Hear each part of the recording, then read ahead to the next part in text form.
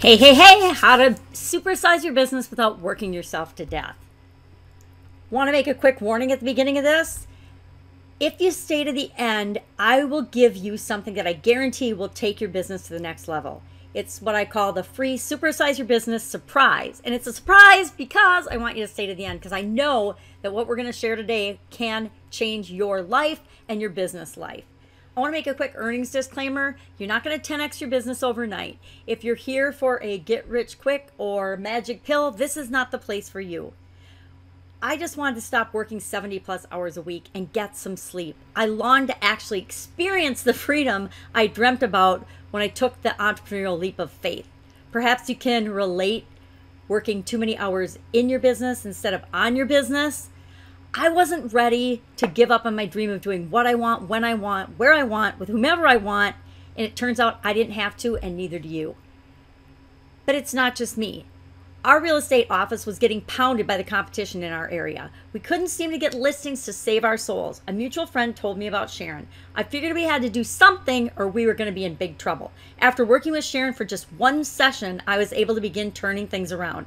After a couple of months, we had 23 new listings in our 3-person office. Over $6 million of real estate listings. James, Minneapolis, Minnesota. Now, as I get started, I just want to ask you to keep my conscience clear, to use what I'm going to teach you today on this little webinar for supersizing your own business, making your own business awesome, but promise that you won't use it to harm anybody else's business. If I could get a couple of you to comment in the comments box that you're cool and you won't use it for evil, that would make it possible for me to go on and not feel guilty about sharing what I'm going to share today. I personally believe in karma. I think what you put out there comes back to you tenfold. So you better be putting out good stuff and giving the best that you've got in order to receive the best that the world has to offer in return. So who is this for? This works for any business owner who wants to supersize your business without working yourself to death.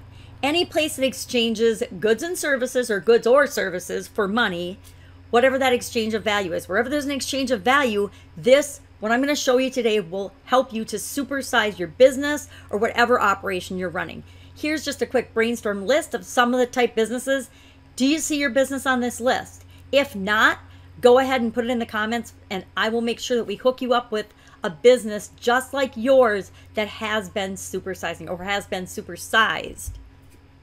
So my goal for this web class, I want to help people who want to make the world a better place by creating a supersized business without working themselves to death. No wasting time, money, energy on shit that just doesn't get results or doesn't work. And I'm going to do that by proving to you on this web class that the only way for you to make your world a better place is by supersizing your business. And the only way to do that is through supersized business secrets. That's my promise to you on this web class. So who the heck am I, and why should you listen to me? My name is Sharon Horne-Ellstrom. I go by the Pajama Grandma, and that's totally on purpose. I spent 25 plus years, a quarter century in corporate America at the executive level, primarily in the area of quality leadership. So quality of an organization, which includes everything, right? In multiple different industries and for some of the biggest corporations in the world. I spent it's more like 45 years as a business owner in a variety of industries as well. My first business was when I was 13. I had an ice business and I manufactured and sold ice. I have my one-day best day ever here for $797,000. And I put that on here because that is directly attributable just to me, not my team, not a group of people, not somebody else's business goal. It was my doing, and that's not my goal. Obviously, my end goal is kind of a secret. I'm sure you'll hear about it if you hang out with me at all, but that's my best day ever so far, and I'm pretty proud of that. I actually have an engineering, marketing, and management degree, or degrees. I love learning, and I'm a lifelong learner. I have started, failed, and succeeded at many, many businesses, like a lot of entrepreneurs. Perhaps you can relate to what I'm talking about. I should sit down and count all the businesses I've been in. It's definitely in the double digits. I've saved hundreds of millions of dollars for businesses, including my own, and I've made hundreds of millions of dollars for myself and for other businesses. These are just some pictures of me and my family and my life now. nothing too earth-shattering, but things that are really important to me. Picture of my dad right before he passed away or went into hospice of brain cancer. Me on stage at Funnel Hacking Live in my pajamas. Long story. My family, my kids, some of the best human beings on the planet. 5 generations at the cabin with my sisters and my mom up at one of our favorite restaurants at the cabin. Just some of the fun things that allow me to do what I want, when I want, with whomever I want, wherever I want. And if I want to be in my pajamas, I can do it in my pajamas too. But it wasn't always that way. I want to go back a little in time, if you'll allow me, and share where I came from and why supersizing my business was so important for me, and why I know that supersizing your business is the answer for you as well. I was working for a big industrial bakery company in corporate America as their director of quality, and the company was bought by another organization. So one Friday I went into work, because it always seems to happen on a Friday, right? And about lunchtime, my boss called me down to his office and proceeded to tell me that I was being, I didn't have a job anymore. I mean, I say fired because no matter how nice they are and how it's not about you and the company's restructuring, and I knew that, it still feels horrible. One day you've got a job, the next day you don't. You might get laid off and they might put a fancy name on it, but it still feels like they don't want you and you don't need to be a part of the organization anymore. And any way you slice that, it somehow hurts your feelings. At least it hurt my feelings. Not bad though. I was really good about it with my boss, and I think he was a little shocked because I took it better than anybody else he had let go, and they'd let go about half of the management team by the time I was called in there. So like I said, it wasn't a huge shock and surprise, but it was kind of a bad shock and surprise. And I was cool. I packed up my office, hugged everybody goodbye, because I'm a hugger. I'm from a family of huggers. And then got in my car, and was driving down the road, turned onto University Avenue, and the floodgates opened. I don't know what happened, but I literally burst into tears. Tears and mascara streaming down my face. So I'm getting on the highway in traffic, because by the time I left, it was rush hour traffic. And I'm wondering what the heck's going on, because I didn't really feel that bad when I packed up my stuff and said goodbye to everybody. But as I was driving home and crying and sobbing like a cow, I guess, I felt ridiculous. I realized why I was so upset. My husband had recently lost his job and had been out of work for a couple of months. And we had just built a brand new house. And not a little house.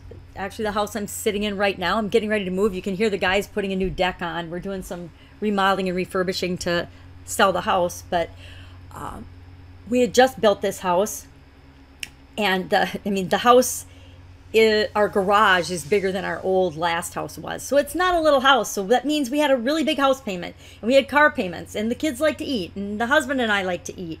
And so all of this pressure, like the weight of the world, just came barreling down on me like a big black cloud. And I'm like, what the hell am I going to do, is what I was thinking.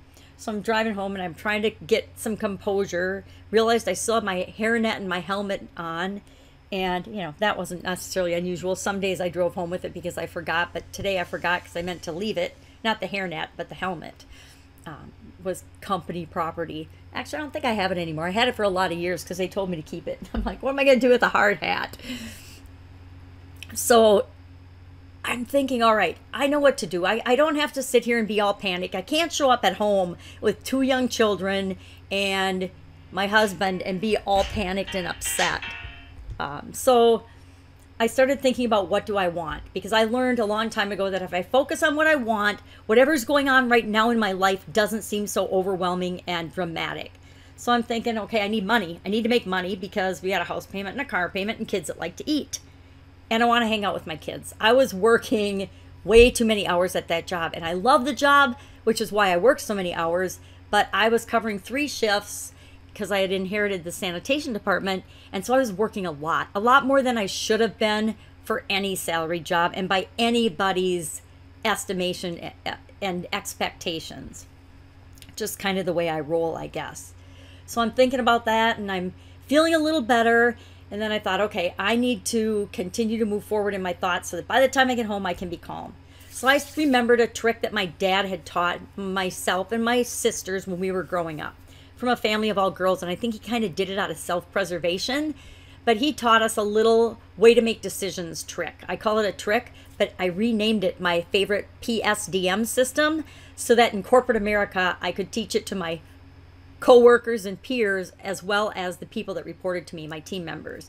Because, you know, professionals don't like to be taught a thing that they think is like parochial and beneath them. You know, there's lots of egos in corporate America, just like there's lots of egos in business owners, and just kind of lots of egos in the whole wide world, right?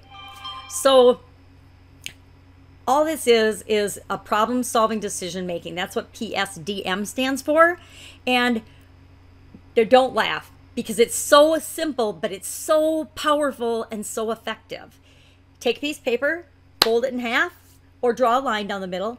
Put a plus on one side, a minus on the other. If you want extra credit, you write the decision or the problem or the situation on top, and you start brainstorming all the reasons to do something under the plus column and not to do something under the minus column.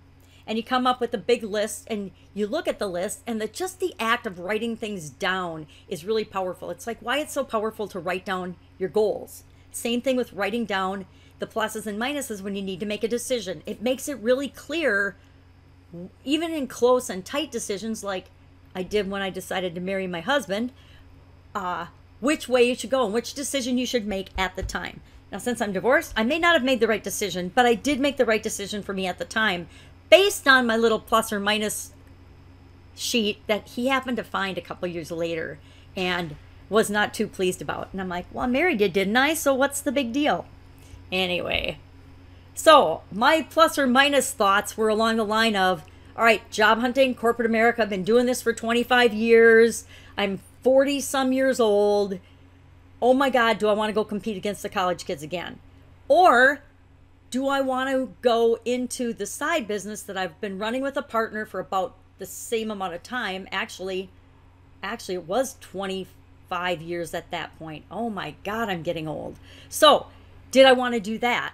And we'd been running that business for 25 years, but really I'd been more of the silent partner type, because I had the corporate career, which took care of all my family's financial needs. So I didn't really need anything from the business, and the business supported my partner's family, but we'd never really grown it or done much with it to grow it so that it could support both our families. It just never came up because I was super happy in corporate America.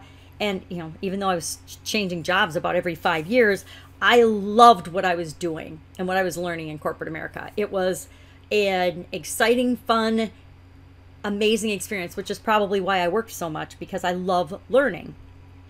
But I had a dilemma, and I was like, okay, my decision is, and of course I didn't write it down in the car because I was driving and that would have been unsafe, but I did start thinking about this. So by the time I got home, I had pretty much decided I was going to break the news to my partner that I wanted to come and work with her in the business.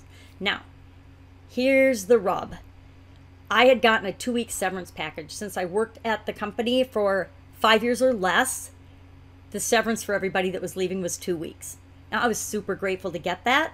However, since I was the sole provider for my family, we went from just over broke to just under broke in about 2 weeks.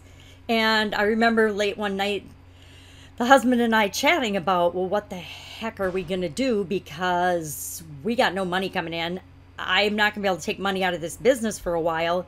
Do you have any prospects? Do you have any prospects? We actually batted around the idea about, well, maybe we could rob a bank. And we were just joking, of course, because neither of us were qualified for that. I mean, we were more qualified to be greeters at Walmart than we were to be bank robbers.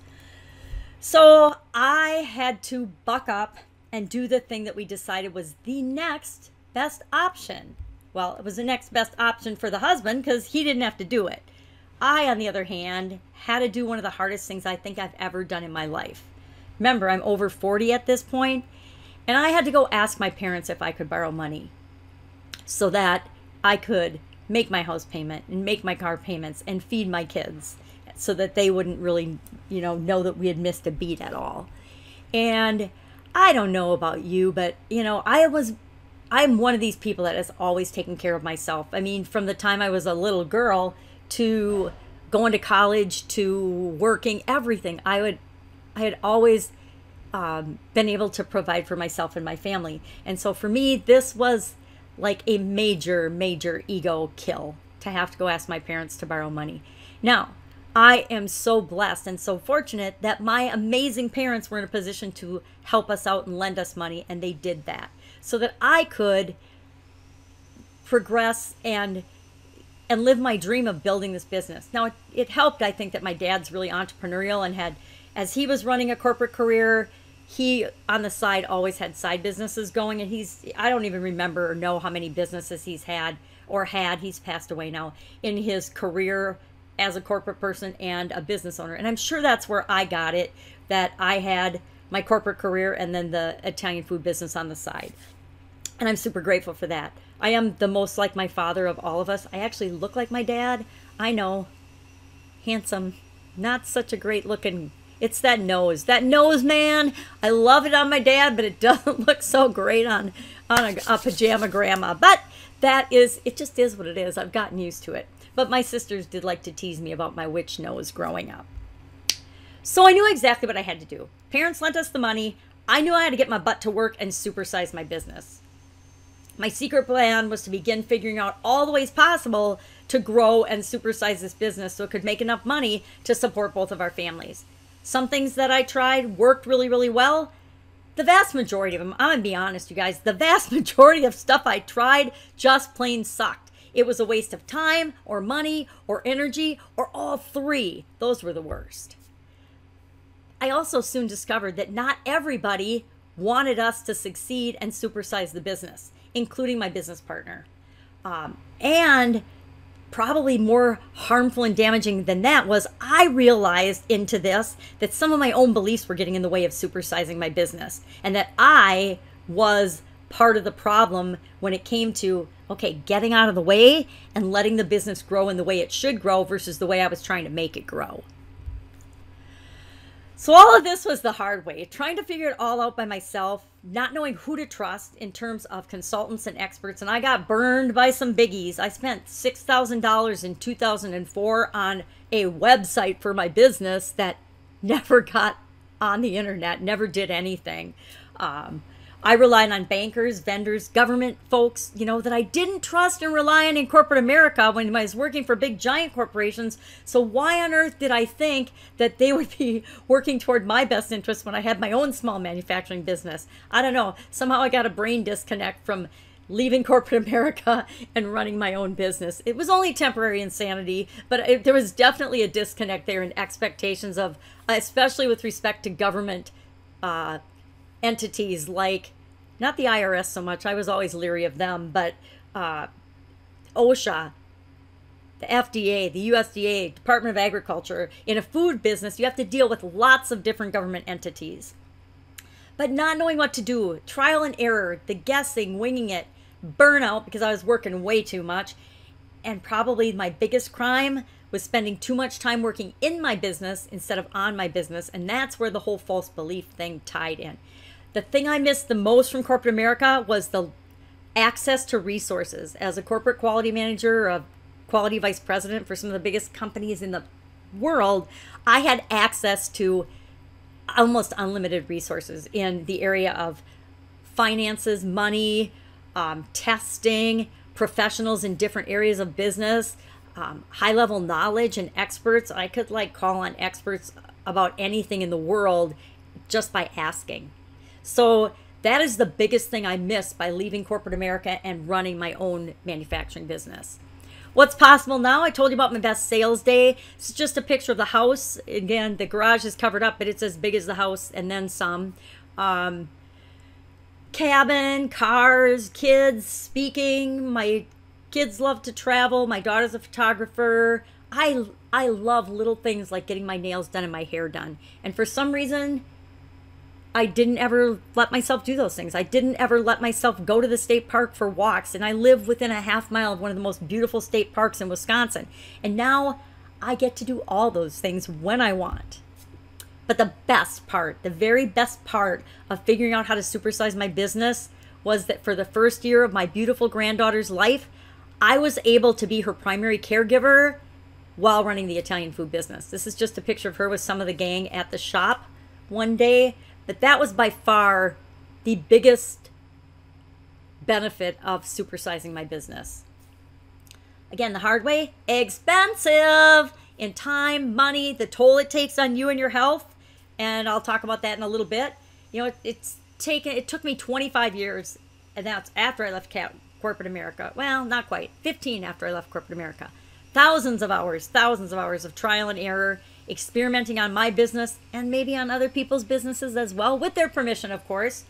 I spent 6 figures on education and coaching, dozens of seminars. I lost track of how many seminars and trainings and things I've been to, advanced training seminars and workshops and things like that. I've actually read thousands of books. I don't know why I put hundreds here, because I'm looking at least 1,000 books in my office. I've actually filled tubs as I'm moving, because I got divorced and we're selling this house. I have those giant plastic tubs. I have about 7 of them filled with handwritten notebooks. I am an avid researcher, studier, and note taker. So if you're struggling, this is probably why. I mean, struggling to supersize or grow your business. You're probably feeling the way I felt. Overwhelmed, frustrated, stressed out, under-resourced, overworked, undercompensated. I didn't really take any money out of the business to support my family for the first year. And I was working harder than I have ever worked, and harder than I'd ever worked in corporate America. Not knowing what to do, and always feeling rushed and running through your life. Not knowing who to ask or trust for advice. Wondering how to create the business that you imagined in the first place when you first started your business or bought your business, however you acquired your particular business, and much, much more. So if you're struggling, just know it's not your fault. I didn't feel like it was my fault, but I did feel like it was my responsibility to figure it out, and I was really struggling. And if you think that there's entities outside of you that don't want you to succeed and don't want you to think that you can succeed without them, you're absolutely right. If you think that there's people and entities and other businesses and things out there that don't want you to supersize your business, yeah, you're right too. And part of that is because you supersizing your business shows them what's possible and what they could do if they went for it too. So I'm here to show you the way to supersize your business, because there is a process and there is a way. And in about 10 minutes, I'm going to show you I'm going to walk one lucky business owner through what I call the Supersize Strategic Map. Just the process of supersizing their business and some of the strategies that we've come up for them. So I can show you a little bit of the easy way. Of course, I can't do the whole thing and the whole business here on this little web class, or we'd be talking for like 12 hours and you all would be mad at me.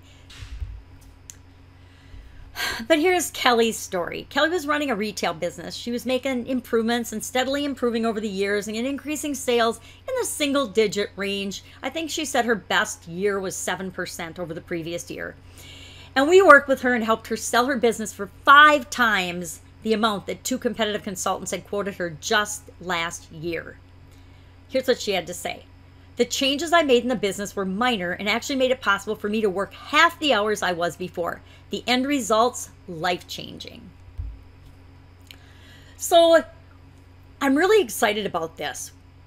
We are working with now what I call supersizers, a really elite group of business owners that are emerging to change the world and make the world a better place by building and supersizing the business of their dreams. And we've got a Facebook page, an IGTV channel, Pajama Grandma podcast, and much, much more, where we converge and communicate and build community together, because we are all on, even though all of our businesses are different, how we want to change the world is different, we are all making the world a better place.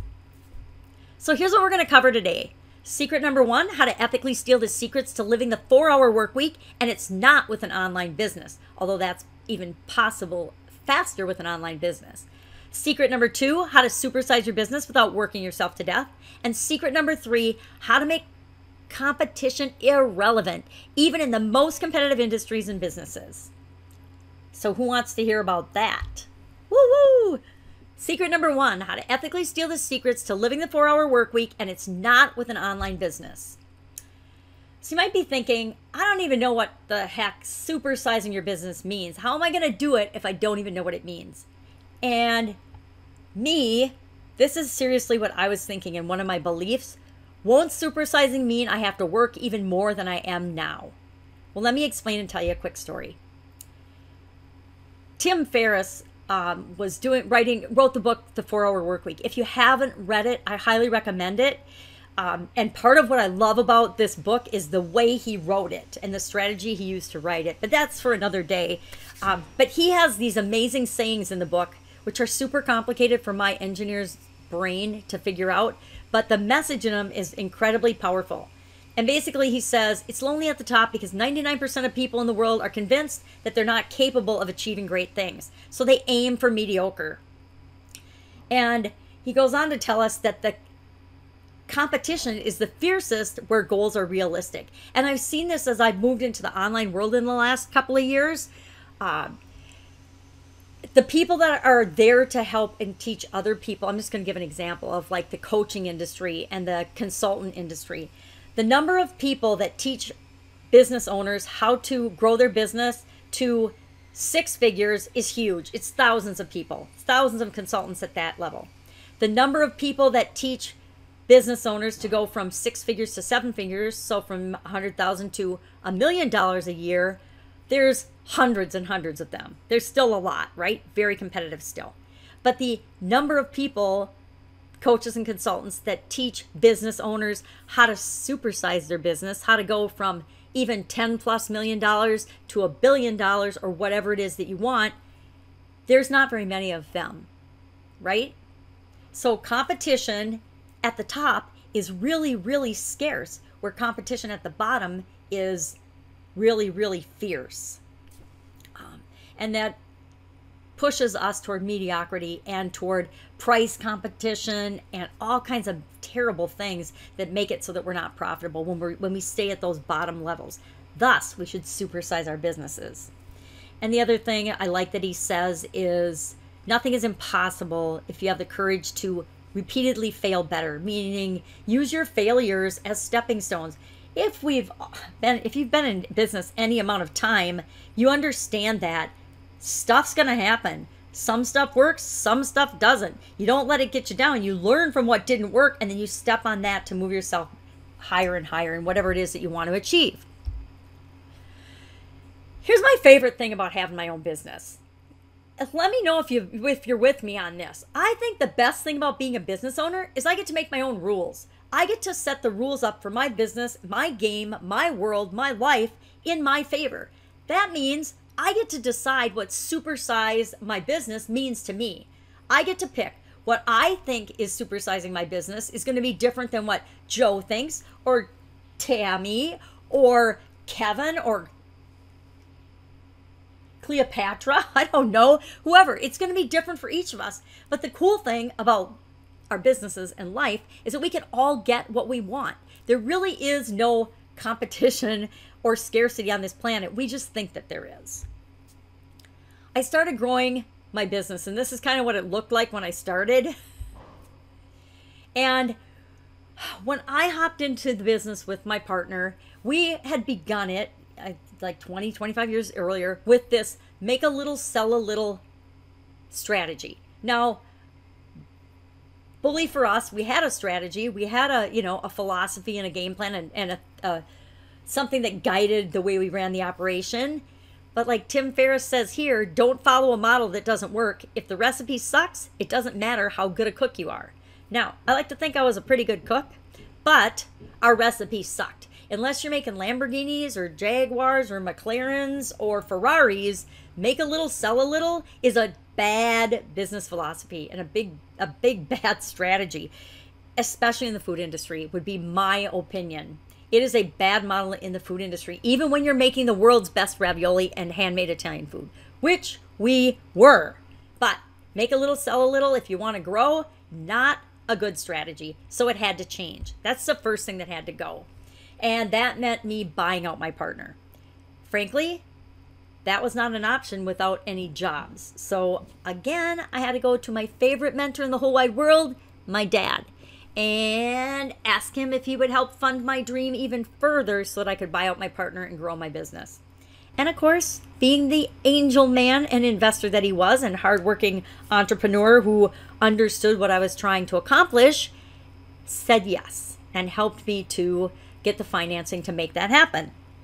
So about twice a week, I would go out and visit him. This middle picture is him at his used restaurant equipment business. He actually, before he retired from his corporate career, he began building a used restaurant equipment business. And I could tell you stories all day long about that, about how he bought 2 schools in a small town not too far from here and filled them with restaurant equipment and didn't tell my mom, kind of stuff like that. I mean, 2 schools, elementary schools, not small schools, by the way, things like that. Anyway, he was definitely my business hero.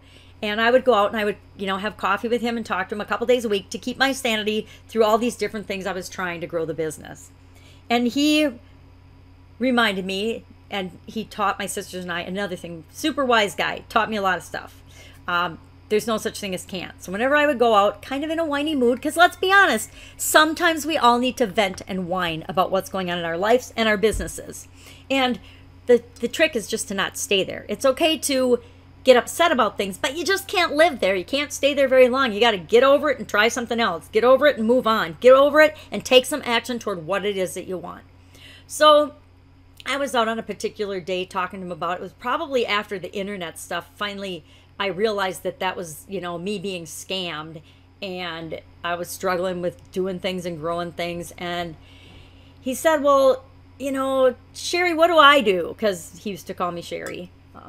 And I said, I actually was silent for a couple minutes, which is unusual for me. And I'm thinking, okay, well, he doesn't really do that much. So what am I going to say? I don't want him to say he doesn't do much, but he doesn't really do that much anymore. Because he was always a go, go, go getter. But this was after he'd had, a couple of heart attacks, stroke, cancer, and some other things. So he was definitely a trooper.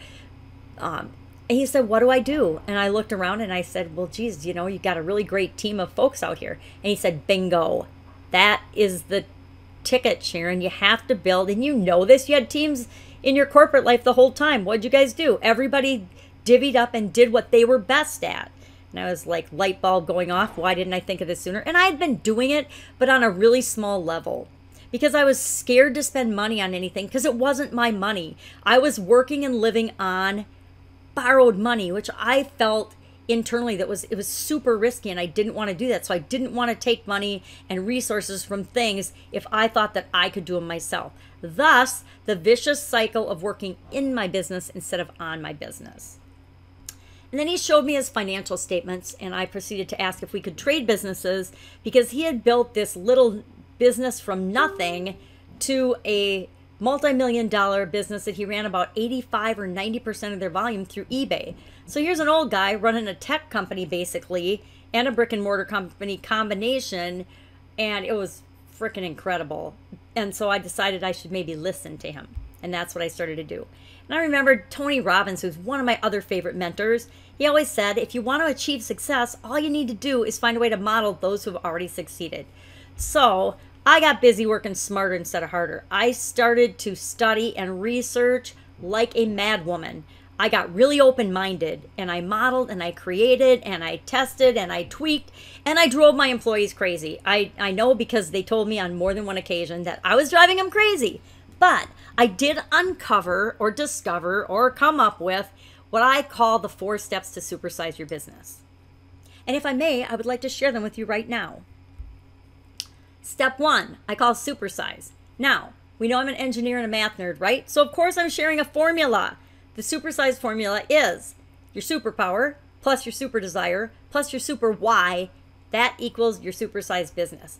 You have to know where you want to go and what results you want before you can build anything, right? If I want to take a trip from Wisconsin to Texas, I better stick Texas in my GPS, right? Or I'm not getting there, and I better head south or I'm not getting there. So I need to know where I'm going. My super desire, I got to know what that is. Then I got to know, what am I good at? What am I here for? What am I good at? Or my business. What's my business good at? What is our superpower as a business? And I love the concept of a superpower, because We're all great at some things and we're not so great at the rest. But sometimes that ends up being our biggest benefit, is the things that we're not good at, because then we go out and we get help with those things. And then what drives it all is our reason for being, our super why. Why do you want to do this? Why do you want to serve people in this way? Why do you want to make handmade ravioli for people? Step 2, super service. Well, now that you know why, what the heck are you going to make and offer people? And while you're at it, who are those people that you're going to offer it to? I did store demos for almost a year before I decided that that was not a good use of my time and was a little below my pay grade. I did love doing it because I liked getting in touch with my customers. We were actually a B2B business, but B2B businesses in the food industry and in a lot of others, I imagine, there's a lot of interaction with your customers' customers to find out and know what they want, so you actually know what to offer them. But you have to pick a group of people. I learned very quickly at these store demos that everybody does not love ravioli. I know, shocker, I couldn't believe it. But it was at the height of the low carb, no carb diets and the beginning of the gluten-free phase, which I think we're still in. So ravioli and garlic buttered bread and cannelloni and manicotti and cheese and flour and all those yummy, delicious things weren't popular with everybody, and I need to learn that. And the demos really brought that home for me in a sometimes not so wonderful way. But I learned a lot about that too, about human beings and that we just love everybody. So you have to know what is the either service or product or combination product and service that you provide to your customers that makes you special and that will make them want to do business with you in the first place. You got to have something that makes you special and unique, or why should people do business with you? And if you don't have that, you end up being a commodity and you end up doing things like competing on price and get commodity pricing and price dropping and price matching. And that is a terrible way to do business. Step 3, of course, my favorite, it's called SWOT, Super SWOT. And SWOT stands for strengths, weaknesses, opportunities, and threats. I actually learned how to do SWOT analysis in college as part of my engineering degree. And because industrial engineering and quality engineering were focusing on things like time and motion studies. Ooh, very exciting. And SWOT analysis which meant I would look at, in each of my jobs, I would do this strengths, weaknesses, opportunities, and threats analysis for the company I worked for. Then I would also do it for several of our competitors. And it's one of my favorite things to do. I love doing SWOT analysis because I love doing research and looking things up and finding out what's working. And it's super exciting when you find an empty gap or a gap in the market that you can uniquely fill with your superpower. You know then exactly what to do and how to supersize your business. That gets me excited. Step 4, supersize strategies. We talk about and we look at all the different possible strategies you could follow. And then we decide what is the number one thing that you need to do next. What is the strategy you need to pursue right now to get you the fastest, biggest bang for your buck and the fastest results toward moving you toward your supersized vision.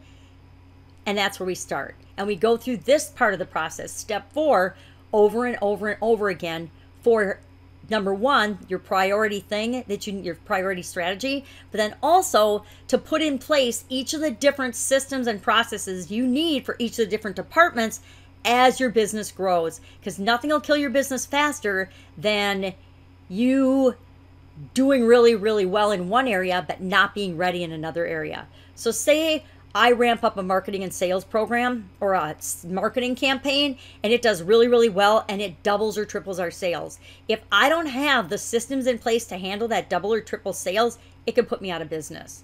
And we found that a lot growing the Italian food business. There were times when we would get a big customer and you'd get all excited and you'd think, oh, it's awesome to get a big customer like say Walmart. And then all of a sudden you realize, holy shit, we got to fulfill on that. And that means we have to have a lot of different systems in place that we don't have in place right now. And that can actually put you out of business. Many a manufacturer who gets Walmart as a client, I would say all of the small ones, inside information, end up out of business because they get put out of business because they cannot fulfill based on the requirements of the larger customer. And that can be very painful.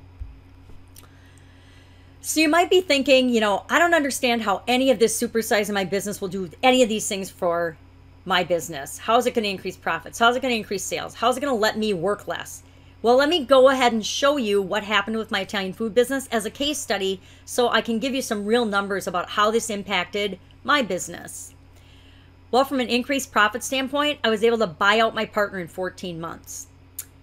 Sales, we tripled our first year. It let me go from working 12 to 14-hour days, 7 days a week, literally when I did the demos, to 1 hour a day, 4 days a week. Now, that took me till about 2007. It took me about 3 years to work my way down to 1 hour a day, but 1 hour a day, 4 days a week, and then a couple of days here and there when I felt like it to do projects was awesome. That was what I had envisioned my whole life when I wanted to have my own manufacturing business. I wanted to have my own manufacturing business and make people happy and give them great products and service, but I also wanted to have freedom so I could do what I wanted, when I wanted, with whomever I wanted, meaning my children, and wherever I wanted. Increased productivity. We actually came up with some engineering projects that allowed us, remember it's a handmade Italian food product, to increase our productivity, which we measured in full-time equivalent employees. That's a carryover term from my life in corporate America. FTEs are full-time equivalents. And it's like, what would be if you had to have full-time employees? What would the number of hours you worked be equal to? And we went from 12 down to 4. Again, we did some engineering projects that allowed us to take parts of the process that weren't dependent on the handmade part of making the products, and we automated that with some really creative ways. I mean, super cool.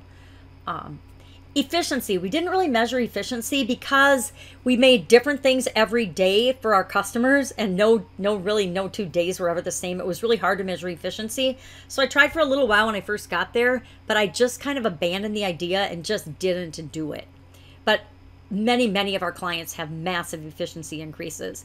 We reduced our costs. We cut our overhead by 1/3 the first year. We reduced our waste, and I'm super proud of this. We got down to what I considered zero waste, less than 1 pound a day of food waste. That, I've never heard of another food manufacturer or restaurant or anything that has less than 1 pound a day of food waste. So I was really proud of that. And we saved a ton of time and money and continue to, and we do the same thing for our clients. So there are actual huge advantages to having a bigger business and a bigger company. Number one, you get better rates from your vendors. Nobody ever tells you that, but when you're small, and see, I started out big and then I went small, and I learned that the deal that the big guys get is totally different and way better, by the way, than the deal that the little guys get. The little guys actually carry the load for the big guys, which doesn't make any sense, right? The big guys have all the resources. Well, they have all the resources because the little guys are carrying the load for them. So let's look at a couple of other businesses that we've done this for and we've helped to supersize. One manufacturer was able to automate customer acquisition. He got a steady stream of new customers coming to them, which doubled their sales in 4 months. Now, this sounds really interesting, right? But to double their sales in 4 months, all they had to do was get one big customer. So supersizing your business can happen really fast if you've got the structures and systems in place to handle that doubled sales. Now, they had an automated plant that was way under capacity. Had they not had that, they wouldn't have been able to meet their deliverables and the contracts, but they already had all of the systems in place and everything working like a well-oiled machine. It was just a matter of getting more customers, getting more of their ideal people and access to them, and then once they found them, boom, took off. How about a salon? Does anybody here have a salon? Worked with a beauty salon owner who optimized, automated, and outsourced her entire business in less than 127 days. And now she's thinking about franchising or opening more locations. And she's leaning toward opening more locations because although she doesn't want to have to do any of the work, she wants to have the control over it. And with franchising, there's little less control. How about a retail business? Anybody have a retail business? Well, we worked with a pet food store that increased their sales 43% in 4 weeks and reduced their absenteeism 50%. She was having a really hard time. People were just not showing up for work. They would be working one day and then they'd just be gone. They would disappear, never call, no show. No call, no shows, we used to call those. And yeah, that was a big, huge problem for her because she was missing some key systems that would make people want to feel like they were a valid important part of the organization. Once we put those pieces in place, boom, absenteeism, and nobody quit anymore. How about printing? Anybody here in printing? We helped a printer improve their efficiency, reduce their turnaround time on orders to less than 72 hours, and increase profits 153% in 5 months. Their other turnaround time had been 4 weeks. It had been 3 to 4 weeks, leaning closer to 4 weeks. And that made their bids on jobs really not very competitive. And by the reduction of that amount of time that it took them to get an order through their system, and all we did was we went through and we mapped out their processes, looked at where there were bottlenecks or there were problems in the process, fixed those, filled those little holes, and voila, able to reduce their time to turn around orders. So now you know how to ethically steal the secrets to living the 4-hour work week, and it's not even in an online business. But I will say you can do it just as fast or faster in an online business because it's very easy to ramp up and scale an online business. And why I can say this about the online business is when Tim Ferriss wrote his book, he was doing this basically to get out of your corporate America job and then find ways to support the lifestyle that you desired by doing different things, but primarily having an online source of income. So let's hop into secret number 2, how to supersize your business without working yourself to death. Many business owners think, I don't believe this is going to work for me. I have this special unicorn, awesome, unique business. And I, of course, am a special, unique, awesome unicorn because we all are. And, I don't have time. I'm already maxed out. I'm doing too much. I'm wearing too many hats. I see how it might work for other businesses. You've just shown me 4, 5, 6, or 7 businesses, but I don't think it's going to work for mine. I am so special and different. And I will say increase excuses here because they are excuses or false beliefs. So let me share a quick story with you. So in 2004, got the Italian food business, started building it, started growing it, started supersizing it. By 2010, I had gotten us on a really good track for 2007 had gotten us on track for supersizing the business so that and pulling mostly to me, supersizing was get my butt out of there and not have to work so much. And so I was down to my 4-hour work week. And the husband looked around and he said, okay, you're doing cool stuff with the kids. You're doing cool stuff with the school and volunteering and doing all this stuff with your family. But, if you can run one business in 4 hours, I think we should get into real estate. So we got into real estate. I agreed. I was, more temporary insanity, but got into real estate. But we didn't just get into real estate. We got into, started 6 different real estate businesses. So I now became a realtor, a broker, a landlord, a commercial real estate person, a foreclosure specialist, a loan modifier, a short sales negotiator. It was a lot. And on top of that, we got involved in another type business, a brick and mortar business, with a really bad business partner. We didn't know he was a bad business partner at first because otherwise we probably wouldn't have gotten involved with him, but we did. And that led to a lawsuit and a whole lot more stress for me. And I kind of fell back into the doing too much, stressing out, everything's my responsibility, working in the businesses instead of on the business mentality, and dealing with these legal issues. And I mean, again, definition of insanity. And the worst part, I was miserable, unhappy. I was back to running through my life. And the shit just kept hitting the fan with respect to this one business that was kind of sucking the life out of me and everything around me. So one night, coming back from the city council meeting, because even though we won our lawsuit with the city, we had to go to city council meetings and talk to people. Again, I was taking all this personally. I didn't realize at the time that it had nothing to do with me, but I was taking it personally. And I left the city council meeting and I was walking back to my business. And it's about 2 blocks only. And it's downhill, so it wasn't that much strain. And I just remember thinking I was warm and I thought, well, I'm just going to cut through the bar and the restaurant. And it's a good thing I did because normally I'd walk around the back alley into my my shop. I called my Italian food business the shop. And I'd walk into my shop and I'd go down there and probably my daughter was skateboarding with one of her friends. And so it would have been bad because about 5 steps into the bar, I had a sudden cardiac arrest and died. Fortunately for me, the bartenders, the bathroom door is right above to the right edge of this picture.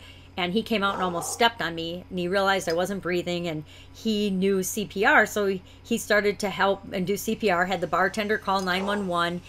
And, they came in and jump started me, and that began a whole journey of freezing. And I was in a coma for all this, which is kind of how I can speak about it with not a whole lot of emotion, because I slept through the whole thing, is how I explain it to everybody. I know my family went through a lot of drama and a lot of stress and worry and doubt and fear, but I was out of it for the whole thing. I was freezing, but they kept me in a coma, so I didn't know what was going on through most of this. Now, this is the actual place that I did die. When we sold this building, I had my son take my picture there. I don't know why. It was just a weird impulse, and here I am showing it to you. So obviously, I needed to take this picture for a reason. But when I woke up in the hospital, when they took me out of the coma, you know, I sat up and I said, what the fuck? Now, I'm sorry if you don't like adult language, but what's more disturbing about that than anything is that that was the first thing that popped into my head. Now, yeah, I was disoriented. I didn't understand why all these people were coming into my room, but still, as I learned over the next few months figuring out what had happened to me, that was not a good primary question to have running through my life and running through my head. So over the course of the next few days, when I had heart surgery and got an Ironman, my daughter calls it, an ICD, I began to get the realization that I knew I was going to have to start making changes immediately. I did a bunch of research, and I found out what a miracle it is that I'm even talking to any of you today. Only about 6% or 7% of people that have a sudden cardiac arrest are actually found and resuscitated in some way, shape, or form. And of those, only about 7% or so don't have permanent organ, especially brain damage. So that explained why so many people were coming into my room, because I woke up and I could speak.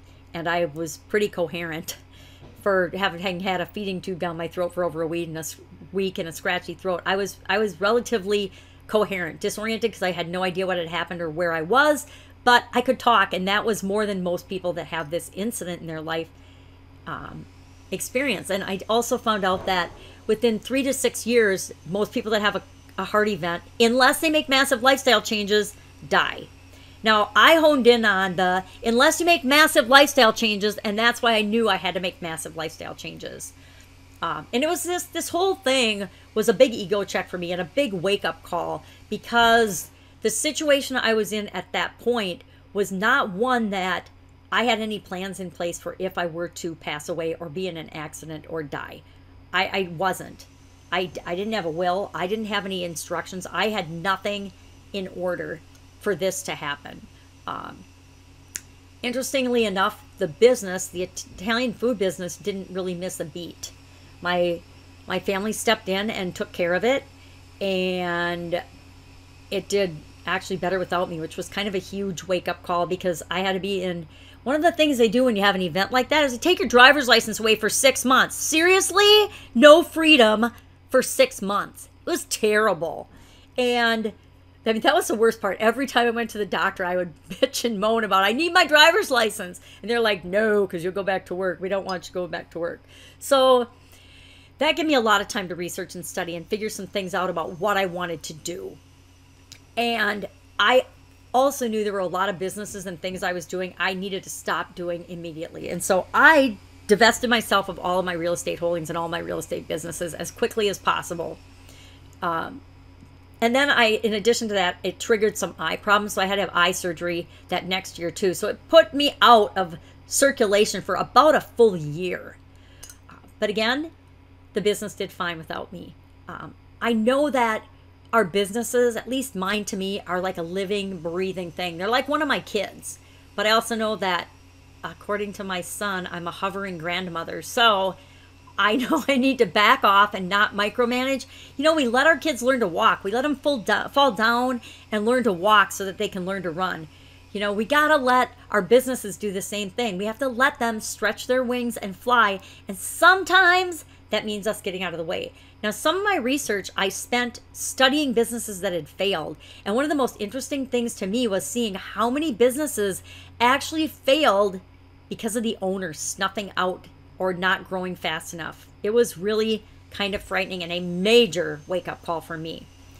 As I made changes in my lifestyle in terms of health and eating, and exercise was one of the biggest ones, I knew that I had to help other business owners to make sure that they didn't go through what I had to go through. You know, death is not a lesson that most people are fortunate to come back from, or fortunate enough to come back from.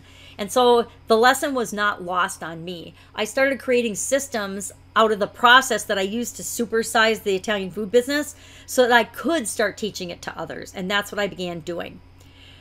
And so many people have been able to duplicate my results. I mean, at first, I admit I was a little jealous because they were kicking butt and taking names way faster. I mean, it took me 3 years for mine, my first one. And some people were doing it like in months and weeks. And I'm like, it didn't seem fair. But seeing other businesses supersize and grow and achieve what they want is so dang exciting. And it is creating a whole new breed of business owners that are changing the world. They start by changing their own world, and then they have the ability to impact and change the rest of the world. It doesn't get any better than that, at least not in my opinion. So who wants to see me walk through this process for one lucky business owner? And I'm going to let you guys choose. You can vote in the comments box. Do you want to see Phil's laundromat? And no, that is not Phil. That is one of my sisters and my beautiful granddaughter. Or Heather and Kathy's day spa. Go ahead and vote in the comments below, and then I will do one or the other. I've talked to them both and worked with them both, so I can walk through either one. Now, remember that first 3 steps I showed you in secret number 1? You know, what's my business? What's my superpower? What's my reason why? Who do I want to work with? Who do I want to serve? What do I want to offer them? And my SWOT? All of that falls under this, what I call to transform your business, to go from where you are now to where you want to be, your definition of supersize. We got to have a plan, right? I don't know about you, but the one thing I remember taking out of college was the quality model. Plan, do, check, act. Plan, do, check, act. And it's a cycle. You go through it over and over again. Part of this, well, actually, this whole thing, this whole steps process and supersizing your business, it's about the plan. Then you do it. You implement the plan that you have. You check and see how it's working. And then you adjust and continuously improve. And you do it over and over again with everything. So I guess I really base this on the quality model, because that was pounded into my brain for 30 years, I guess. So it's looking like Kathy and Heather's business. So let me just make a comment about Phil's business, because I was really excited. We found a really cool thing and a really cool way. We found his next step to supersize his business, like on our first conversation. In a half-hour call, we found this. And that was me just doing like a quick question and answer call to find out some background information so we know what to do if you guys pick his business, so I could talk through that. Did the same thing with Kathy and Heather, but we're going to talk through hers, so I just want to skip ahead to the good parts. With Phil, through our discussion, we discovered that he had customers telling him exactly what they wanted. They wanted to be able to go to his place and take care of all of their laundry-related needs, not just some of them. And he's got a coin-operated washers and dryers type business. He also has a full-time attendant there.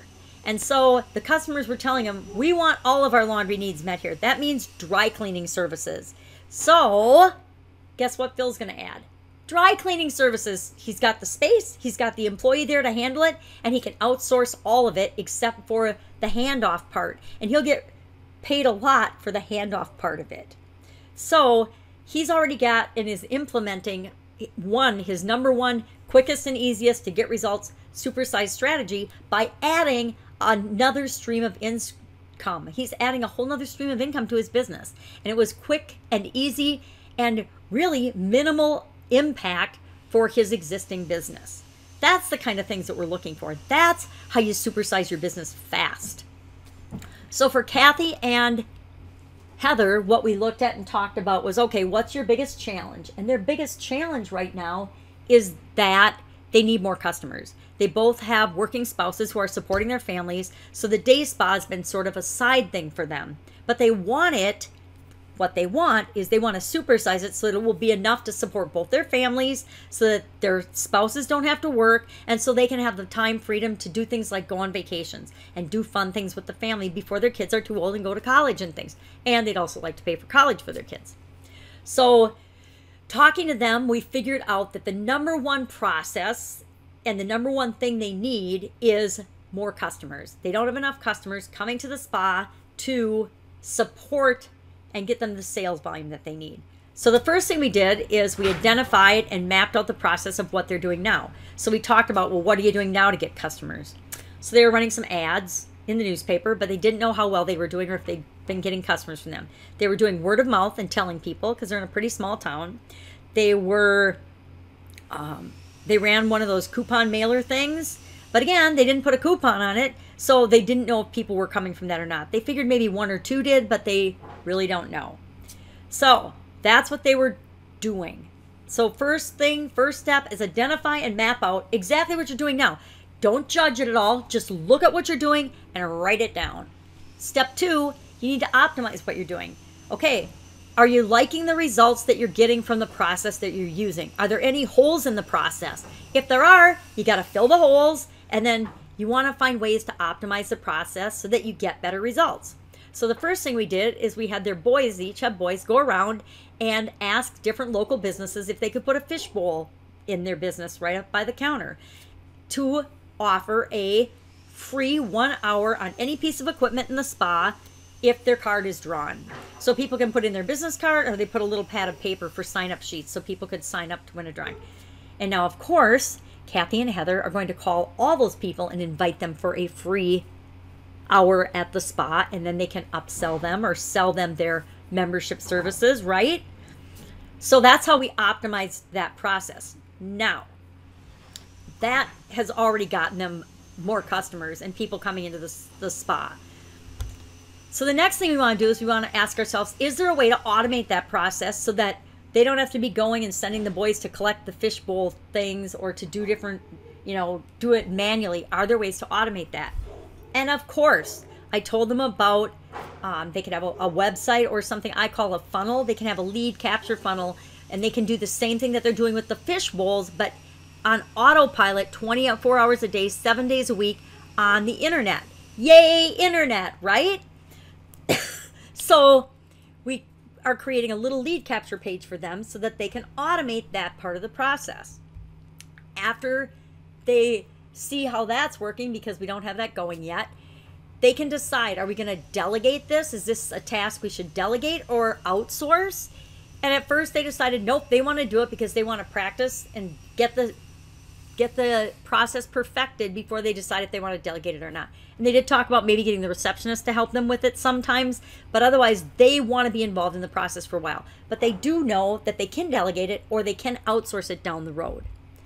Then the 5th step of this part of the process is to audit, test, and continuously improve. Again, I'm an avid believer in continuous improvement. I know for a fact that there is nothing on this planet that cannot be improved on. Everything we do can somehow be done faster, easier, more efficiently, more effectively, if we just find it. We just haven't found that way yet. So I believe that you are always looking at your processes and saying, well, how could this be better? How could we do this better? How could we do this faster? How could this be more efficient?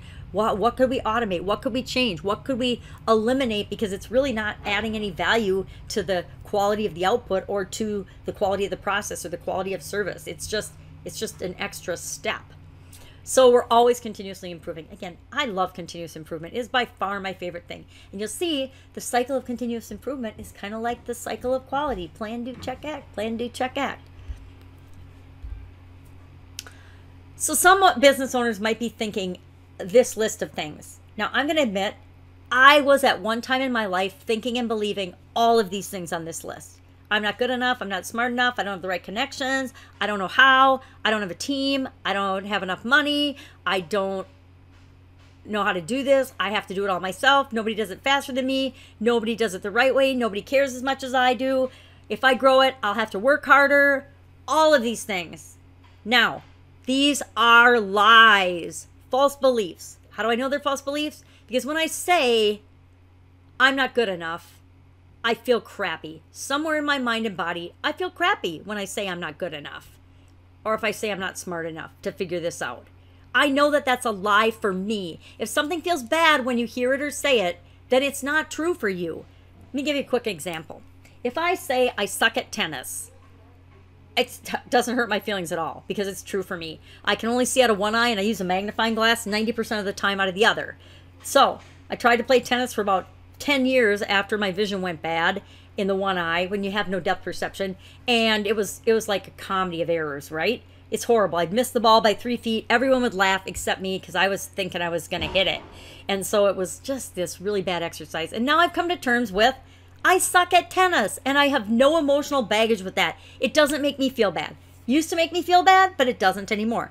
Now, if my sister were to say I suck at tennis, to her, that would feel bad because it's a lie. It's not true. She's an awesome tennis player. So if you hear something or say something and it makes you feel bad, it's not true for you. It's a lie. These were all lies. If you're thinking or feeling any of these things, I can 100% guarantee that they are a lie if you feel bad when you say them or feel them. The ugly truth is, and the biggest truth of all of this is, that often the biggest obstacle standing in the way of supersizing our business and automatically increasing our profits is us, is me, the owner. Oh my God, that's terrible, right? But as soon as you realize that, you think, oh my God, I'm the bottleneck. I can just step out of the way. I can ask a different question. I can get anybody I need to help us do anything we want, and we can supersize. I just have to be willing to say, okay, I don't know everything. I'm not the genius of the universe. I can let this go. I really don't have that big of an ego. So, hey, let's figure this out, because supersizing my business is way more important to me than feeling like I'm the smartest person on the planet. I never felt super smart, by the way. Okay, so let's look at a few more businesses. One author, she's actually a speaker, wrote and launched her book in less than 2 weeks. She'd been working on it for 5 years, but had never been able to get it done. We helped her to focus, walk through the process, and got it to the publisher in 13 days. Anybody here an author or a speaker that wants to really ramp up their business? Boom. Car dealership. Anybody have a dealership? A B2B business, a dealership, a middleman? I think of things like Uline or any kind of car dealership, boat, RVs, planes, trains, automobiles. I guess they're all dealerships, right?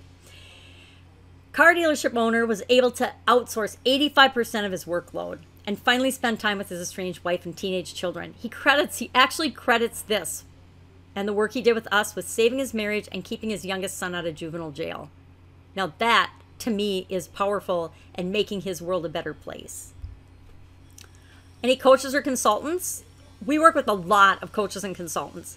This consultant is actually a friend of mine, and she asked that she please remain nameless because she is a friend of mine that was sleeping on another friend of ours' couches because she had been working on building her coaching and consulting business for a year, and she had gone from a couple of clients to none and was having a really bad dry spell, and mostly it was mindset things.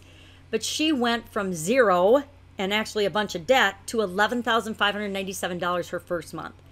The next month she made over $25,000, and this last month she's made over $35,000. It just seems to be going up and up for her, and she's not alone. This is a really common occurrence with the coaching and consulting clients that we work with.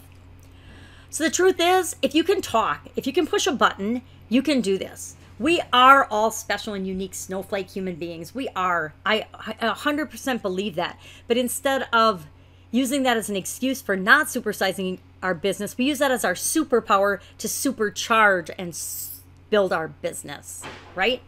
Because the process of supersizing your business is 90% science and objective. The process that I mapped out for you so far and I've demonstrated for you, that's 90% process. The art and the subjectivity and the snowflake unicorn uniqueness comes in with you. You bring the 10% that's subjective and art, and applying the 90%, the process steps, that is how you supersize your business. 90% of the heavy lifting is done for you because we already have outlined the process and have systems in place for putting it into your business quickly and easily. So now you know how to supersize your business without working yourself to death. So let's hop into secret number 3, how to make competition irrelevant, even in the most competitive industries and businesses. Now let me ask you, do you think right now that you are in the most or one of the most competitive industries or businesses? Put yes in the comments box so I can sneak a drink of water.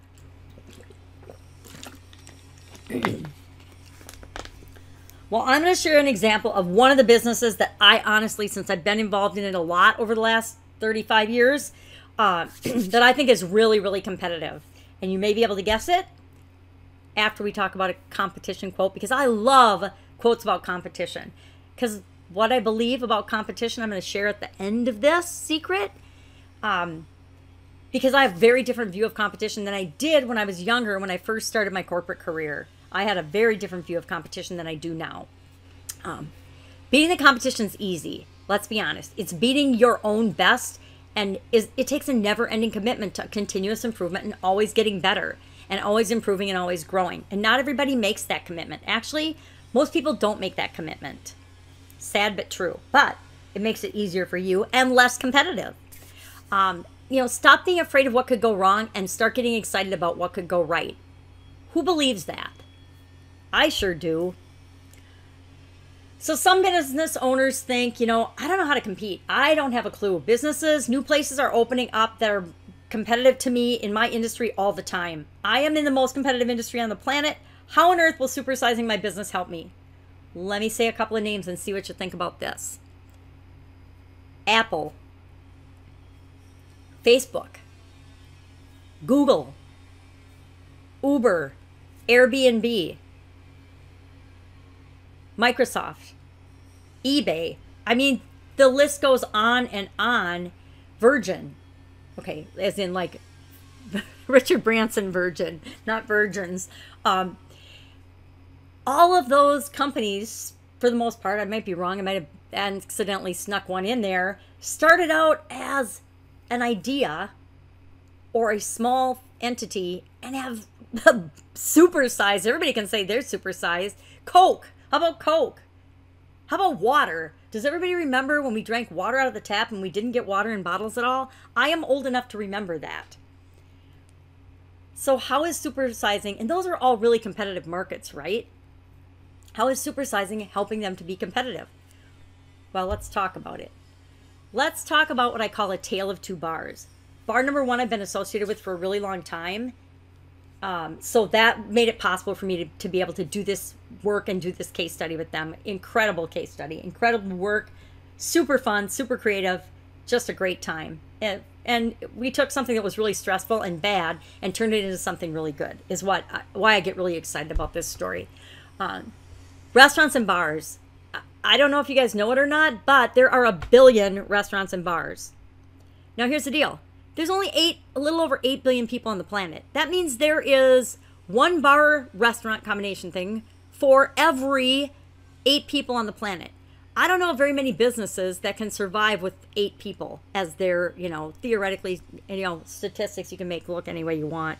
I'm looking at the book How to Lie with Statistics, which makes me laugh. But I think we can all agree it's a super competitive industry, right? It's got one of the highest failure rates of any type business that's started. And part of it is because there's just so freaking many of them, right? Excuse me. I get excited about this. So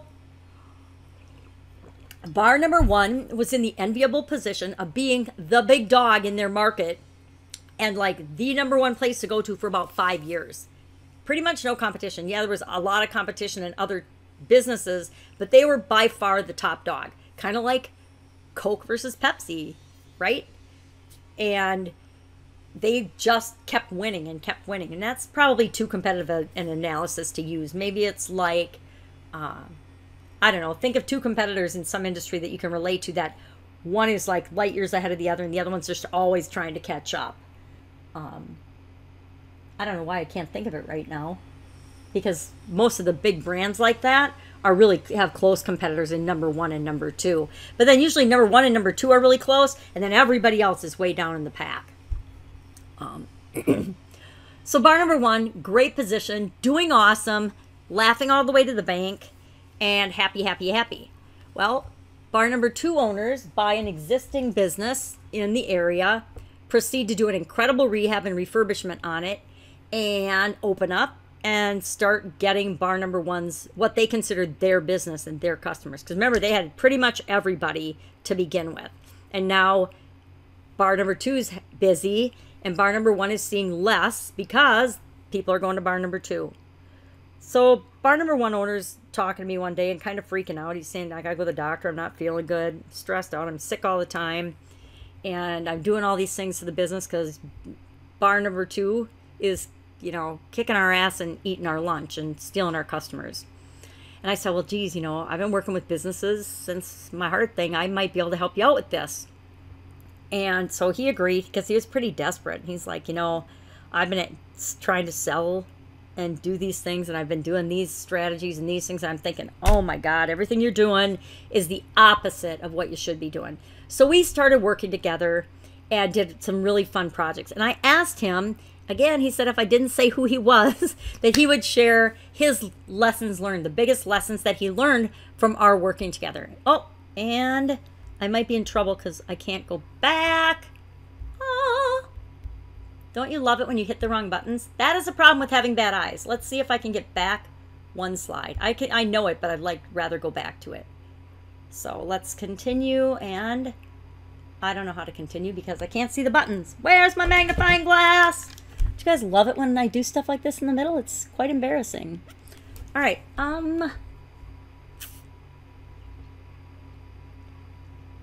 Hallelujah. Okay, I may have to be bad and just show you this view for the rest of my presentation because I'm not actually a technophobe, but I'm kind of a technophobe. I'm kind of afraid to push another button in case I mess it up. We'll just keep trying. So this is what he told me that he learned and the takeaways from our working together. He said he didn't want everybody. And one of the fun ways that we discovered this was we sat down in his business after the restaurant closed, and it's bar time on Friday and Saturday nights for a few weekends. And it was very educational. I mean, I hadn't been at a bar that late at night for a long time. I'm old, right? And so we sat down there and we saw unbelievable stuff.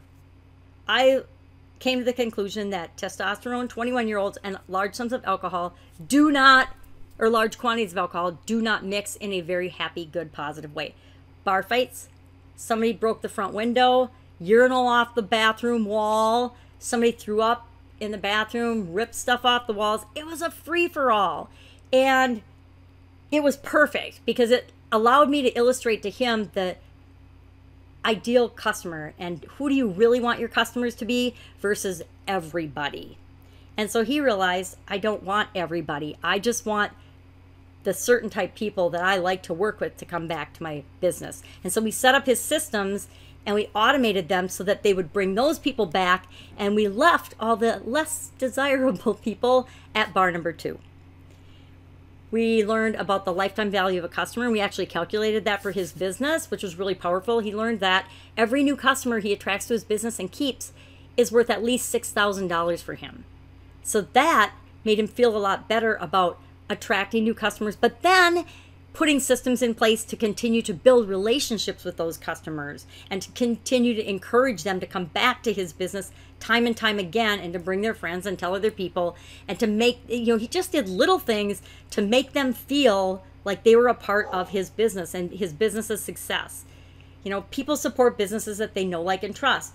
And this owner had lost some know, like, and trust, not only with the end customer, but primarily with the end customer because he'd lost it with his employees by being an absentee business owner. And there's a lot of businesses you could step away from, but there's other businesses that it's expected that the owner has a presence. And this happened to be one of those where they expected the owner to have a presence. Now you get to set that up how you want it to be, but in this one, it was a missing piece that had to be put back. We talked about, the 3 ways to make more money: get new customers coming to you, sell more to existing customers, getting existing customers to come back more frequently and spend more money. And then the concept of the 1,000 true fans. There's a really good Kevin Kelly article from 2008 about any business or any artist or any entity. If they have 1,000 true fans, it's enough to support them and make a really good living. Yeah, this was a mistake. So I call this invisible value creation. And what I want to say about that, sorry, I'm totally off my game by messing up my presentation. The cool thing about that is we got his business back and then some, and he was super duper happy about that. But in addition to that, 7 new places opened in his area in the next 9 months. And he told me later that had we not done the work that we did, he for sure would have been out of business. He was trying to sell his business at a loss in the first place when we started working together. And for sure, if we hadn't done the work, he would have either just quit the business or closed the business or had a health challenge like me and maybe not even been around to deal with the aftermath of that. Next, I want to talk about something I call the invisible value creation. And Tony Robbins, I love quotes, obviously, but Tony Robbins said, setting goals is the first step in turning the invisible into the visible. And again, on the competition line, companies that focus on competition will ultimately die because you'll compete on the wrong things. And everybody goes to the lowest common denominator, like price usually, and cutting prices. And if you're not the cheapest, you might as well be the most expensive. But those that focus on value creation will thrive. So if you focus on your goals, the supersized goal that you want, that is the beginning of value creation. And if you continue to offer more and more value to your ideal clients, then competition becomes irrelevant because you're invisibly creating value and more value to the people that you want to serve the most. So secret number 3, you might be thinking, I don't know how to do any of the things that we've talked about, Sharon. I don't know how to outsource, really. I don't know how to automate stuff for my business. I don't know how to figure out the steps in the process. I don't know how to deal with regulators and auditors and the government and local officials or taxes or accountants or professionals or legal or negotiate or delegate or bring folks into my brand family or build know, like, and trust. I don't know how to do any of that. And I will say, relax, take a deep breath. We got you covered. Oh, I keep wanting to just click. The truth is, whoever takes the best care of their customers, whoever gives them exactly what they want and continues to give them what they want, creates lifelong, loyal, delighted supporters of your business. And whatever else happens, even and not just with the competition, even government things, haters and critics, politicians, banks, finances, VCs, anybody that thinks you have you over a barrel, they don't stand a chance if you have a core of loyal followers. You become unstoppable. Competition really does become irrelevant. I love this Henry Ford quote where he says, the competitor to be feared is the one who never bothers about you at all, but goes on making his own business better all the time. Now, how far do you have to go, anybody, to look around and see a Ford? Obviously, he was onto something, right? And my personal philosophy about competition is that your only competitor is you, and you focus on being better than you were yesterday or better than you are today. If you focus tomorrow on being better than you were today, you're always going to win, and your customers are going to win too. Let's look at a couple of more businesses. This is my nail salon, and I actually picked this picture because I love those nails. I want to get them to do those for me. But the nail salon, we added a recurring product for them that tripled their sales in 90 days. They actually had to open another location to fulfill on the contracts or the recurring sales that they sold. How would you like to do that? Have so much business that you have to open a new location. Cool, huh? Restaurant, worked with a lot of restaurants. One restaurant owner automated customer handling and increased their profits 48% in 60 days. Anybody have retail business? Like this was an antique boutique. We reduced their inventory 63% and their overhead 27% in 6 months. And frankly, it was because we needed to get rid of 63% of their shitty inventory that was never going to sell anyway. She knows I say that. She loves shopping for new inventory now because she doesn't have to, she knows what will sell versus just buying anything that she thought was a good deal. I learned that lesson from my dad in the used restaurant equipment business. Any manufacturers here? I love working with food manufacturers because a lot of my background has obviously been in food manufacturing, so I can relate to them. But we helped this food manufacturer to reduce their waste 39% within 67 days. Food waste and waste in the food industry is a huge expense. Well, now you know how to make competition irrelevant and your business unstoppable, even in the most competitive industries and businesses.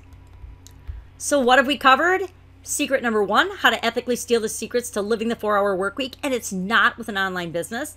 Secret number 2, how to supersize your business without working yourself to death. And secret number 3, how to make competition irrelevant, even in the most competitive industries and businesses. So let me ask you a question.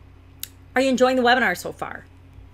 Are you getting things out of this? Are you learning? Are you feeling like, okay, I get this. I could supersize my business? And if so, would you like to take it to the next level? It's a webinar, so I have created a system of putting this process to work in your business, and I would love to share that with you if you're interested. So if I could get a couple of people to put in the comments box, yes, we want to know, no, we don't. And whatever you guys decide, I'm totally cool with it, because I got a coffee sitting here that could be heated up and I could warm it up. And I've got obviously barking dogs in the background because their mom and dad are out for dinner and they want attention. They've already been fed and watered, of course, but they always want attention. Just like kids, pets need attention and love too. All right. Tony says, bring it on. Angela says, okay, we want to know already. All right, you guys, I'm going to share it with you. First thing I'm going to share is a link to an application. If what you've heard so far sounds like, oh my God, I need this for my business, but I can't do this. I don't want to do it. I don't want to learn how to do it. I don't want to figure it out. Help me. Help me, Rhonda. Help me, Rhonda. Help me, whatever that song is. Help me get her out of my heart. Isn't that it? Oh my gosh, I'm aging myself today. I don't even know if that song was from my generation. It might have been from my mom's, but wow. Here's an application. If you would like us to do this for you, you may apply at this site. You need to open it in a new browser and type this weird thing in, and this is the short form. But you can go ahead and, or you can, I'll put it in the comments below after the webinar, so you can just click on it if that would be easier. But you can go ahead and apply to work with us. Now, I'll give you a heads up. It costs a lot more to have us do it for you than it does the offer I'm going to make today. So what have we got? Introducing Supersize Business Secrets Masterclass. Woohoo! I'm excited about this, you guys. It's taken me years to make, and I know it can change your life and change the world for the better, and that's why I'm excited to bring it to you. It's everything you need to supersize your business without working yourself to death. Now, I know how to work myself to death.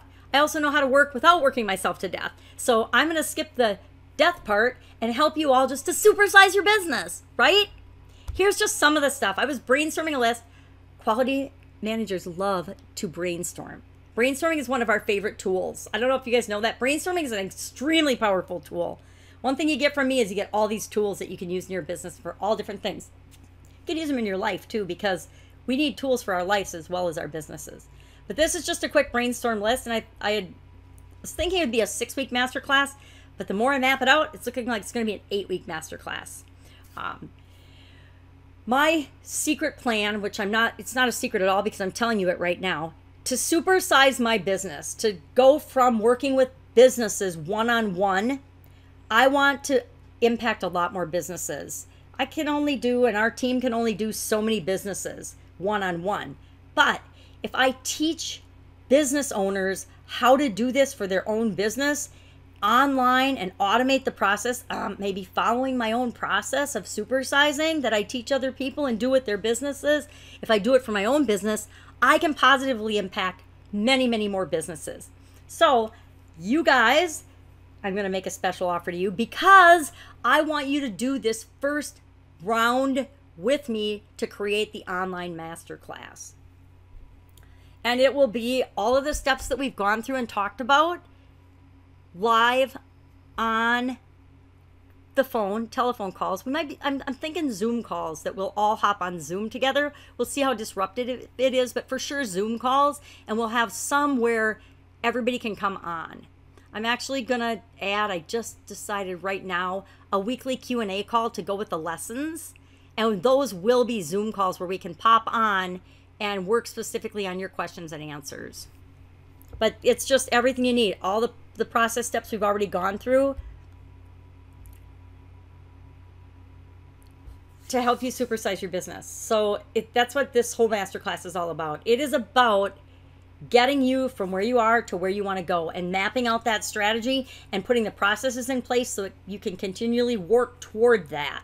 Now, first time through the masterclass, are you going to supersize your entire business to the end goal you want? Say you're at $1 million a year and you want to be at 50. Yeah, probably not going to happen in 60 days, or not 60 days, in 6 to 8 weeks, right? That is 60 days. Probably not going to happen in 60 days. Now, is it possible? It's absolutely positively possible. But is it very probable? No. And I say it's possible because anything is possible, right? But probably not very probable. But we are seeing people get results in as little as 45 minutes after finishing the first lesson.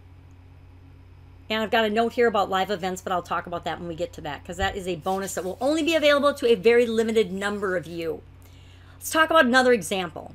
One liquor store owner can now run her entire business with just 2 employees. We use some automating tools to attract customers. We outsource all of her accounting, all of her payroll, all of her tax handling, saving her 10 hours a week. 10 hours a week. It's 520 hours a year, right? That she can now spend with her granddaughters at the cabin that she bought with the increased profits that she's gotten by supersizing her business. She's up 22%, and it's only the middle of the year.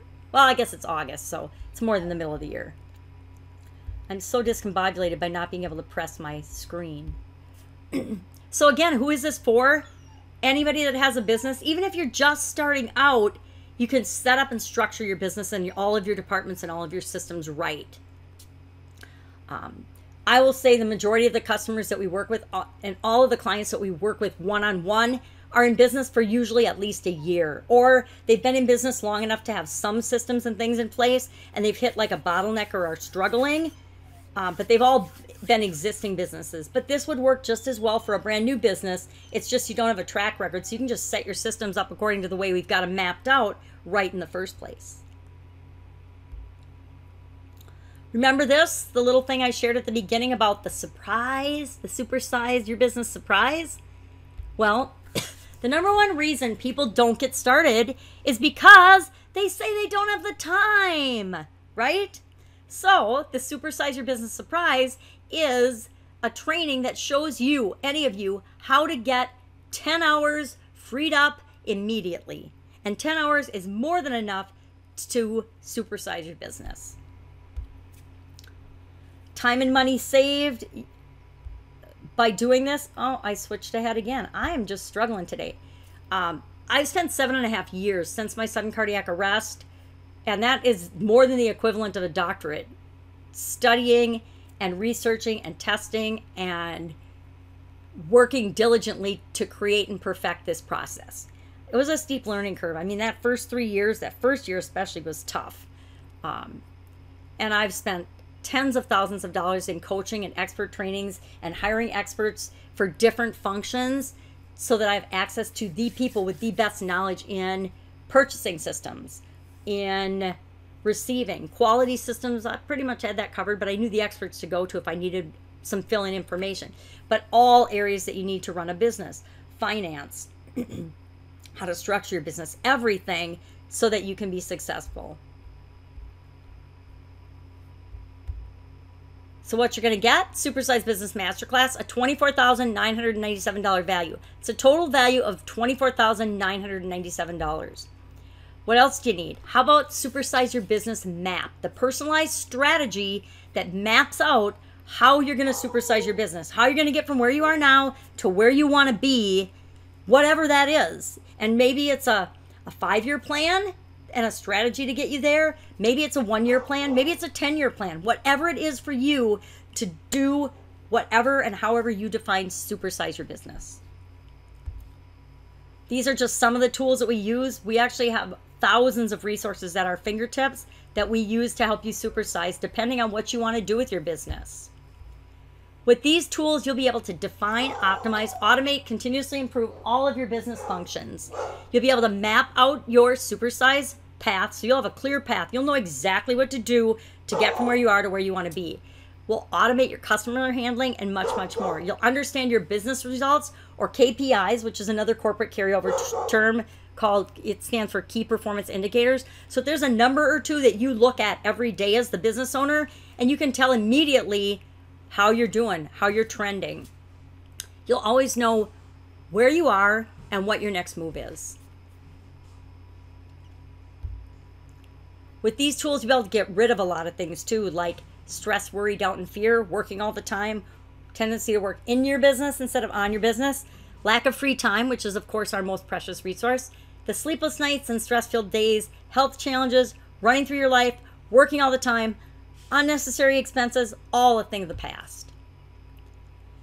Tina from Racine had this to say: I was just going through the motions, putting out fires every day. Sharon helped turn my business into a proactive rather than reactive endeavor. Now I feel so much more confident and sure of what I'm doing. We have a mapped out step-by-step process for supersized growth and profitability to follow. No more guessing or stressing. You might be thinking, I can't afford this right now. I cannot afford to do this right now. And I will say, I felt the same way too. When I first started looking at doing these things and supersizing my business and some of the pieces that I needed to put in place and some of the coaches I had to hire and training I had to do to learn how to do certain components of it and put them in place, they felt like a really big stretch for me. But at some point I knew I couldn't keep doing what I was doing. It was too much and it was not working out for me. It was too stressful. I was working more than in corporate America. I was working all the time and I knew I had to do something. And so my question for you is, and though I hate to ask it, how much longer can you keep going on the way you're going on? And what's going to give? How much and what would happen if you actually did get sick or burnt out? What would happen if somebody in your family got sick and you couldn't devote the time and energy to your business that you're devoting to it now? What would happen? So again, what you're going to get, Supersize Business Masterclass, $24,997 value. Supersize Tools, the resource map, and the strategic plan for you, $9,997 value. It's a total value of $34,994. So what else do you need? What else do you want to supersize your business? What else would really help you to know that this is the right thing for you? How about Supersize Secret Studies?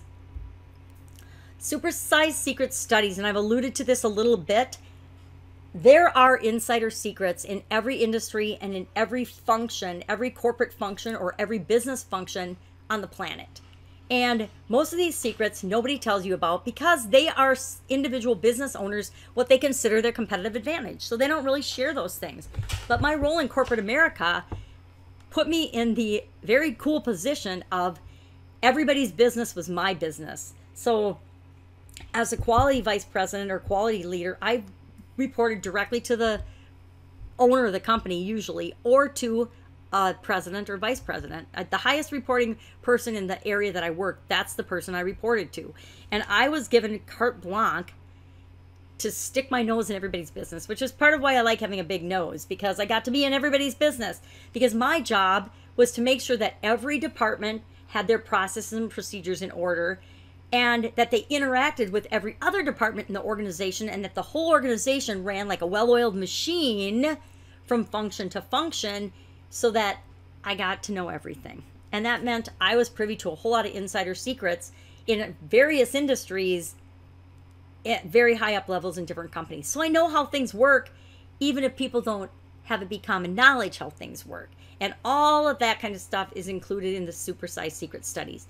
That, and then case studies of other businesses who have been supersizing their business, what's worked, what hasn't worked, how they tweak the tools for them, different versions of the systems that work best for them, or different systems that work best in different industries and different type businesses, all included in Supersize Secret Studies. Cost to do this, I mean, this has been my whole life in the making. I've spent 6 figures investing in training and coaching and research, the whole 9 yards, so that I've been able to bring this to you. You might be thinking, you know, I can't do this because I don't have the time. And again, we've talked a little bit about time. And the truth is, none of us have the time. We all only have 24 hours in a day. It's up to us to decide what's important to us and what we're going to prioritize. But again, if you don't have the time now, are you going to have the time 6 months from now? Probably not. And, you know, I have the same 24 hours in my day that you have in your day. It's just a matter of what I'm going to make important and what I'm going to spend my time with. You know, my 99-year-old, almost 99, she's going to be 99 in October, grandmother and my granddaughter, I drop everything for them because they are my #1 priority and the most important thing and the most important people for me to spend time with right now. That is where I place my time. But I have to ask it, is supersizing your business and changing your world, is that important to you? Is it a priority? Is it something that you know you must do? So again, what are you going to get? Supersize Business Masterclass, $24,997 value. Supersize Tools, $9,997 value. Supersize Secret Studies, $2,797 value. It's a total value of $37,791. What else do you need? How about Supersize Swipes? You also get what I call Supersize Swipes. These are swipes of everything that we've ever done and our customers have ever done to build and supersize our businesses. So customer communications, emails, bots. If you don't know what messenger bots are, they are automated messaging through Facebook messages, and they're extremely powerful right now.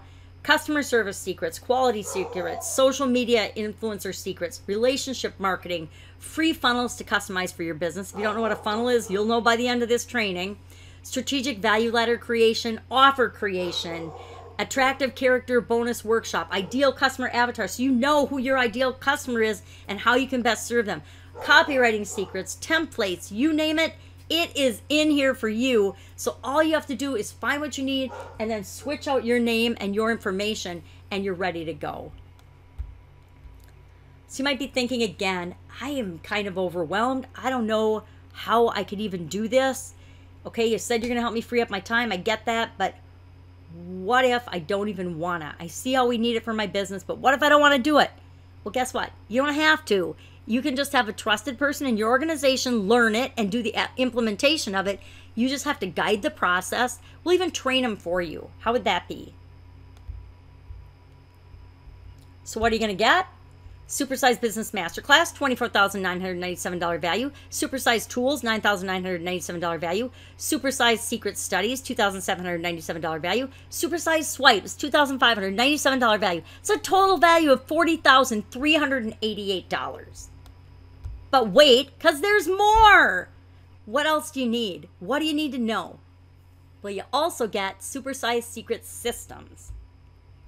These are all of the systems that we've created to supersize your business, that we use to supersize our businesses and our clients' businesses. Automation secrets, business functional secrets. So each of the different business functions, finance, maintenance, safety, quality, engineering if it's appropriate, whatever departments and divisions you need, all the different business function secrets, all aspects of your business.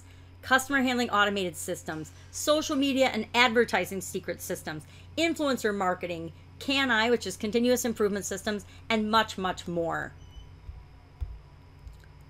It's taken me again, I don't want to go into the details of everything that I've had to give up and do to create this, but it's been a lot. It's been huge, everything that we put into this. And the best part is we tested it out and tweaked it and have perfected it on other people's businesses. So they're proven systems that we know will work for your business too. So you might be thinking, I've tried some other things before. I've purchased some courses and some products, and I haven't really gotten out of them what I thought I should have gotten out of them. And I will tell you, I, again, have been in your shoes before. I told you about that silly website thing I fell for, right? And we've, my ex-husband and I were in all those real estate businesses, and we had real estate coaches the whole time in our real estate businesses. And one coaching program was actually $50K up front, $50,000 up front. And we came to find out a year into it that the coaches were just regurgitators of information. They were actually not doing what they were teaching us and saying that they had been doing. Now, fortunate for us, there were other students in there that we got together and we ended up following them as coaches because they were just a little bit ahead of us in what we were doing for moving forward. But it was kind of disheartening to find out that although we were applying and doing things, we were doing things that they had never done. And then they were using us as their case study, which is kind of, an honor, but also, I don't want to pay to be your guinea pig was my thought. And you don't have to worry about that with us because we will show you, and we guarantee we'll show you how to supersize your business or you get your money back. No questions asked, because we're not satisfied unless you are. And I will say, I'll probably ask you a question if you wanted, no one ever has, but if anybody ever wanted their money back, I'm certainly going to ask because I want to continuously improve and make sure that I always am over delivering. So what are you going to get? Supersize Business Masterclass, $24,997 value. Supersize Tools, $9,997 value. Supersize Secret Studies, $2,797 value. Supersize Swipes, $2,597 value. Supersize Secret Systems, a $1,997 value. That is a $42,385 value. Let me ask you a question. I'm obviously not going to charge you $42,385, right? I've never heard of anybody doing that on a webinar. Somebody probably has, but it wouldn't be me. I do charge my corporate clients way more than that, though, just so you know. But if I did charge you $42,385 and all it did was show you exactly how to supersize your business, would it be worth it?